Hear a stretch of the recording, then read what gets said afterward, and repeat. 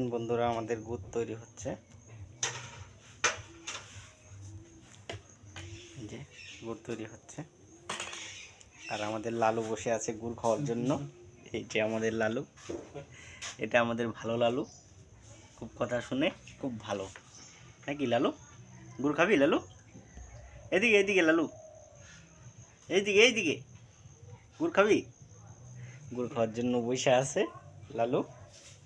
আর আমাদের এই যে বাইক না, গুড়ম্যান, এই যে লালু গুড় খাচ্ছে। গুড় দেওয়া হয়েছে লালুকে, লজ্জা পাচ্ছে। আর আমরা কেউ যদি পিওর গুড় খাইতে চাও তাহলে অবশ্যই এই নম্বরে কন্ট্যাক্ট করো।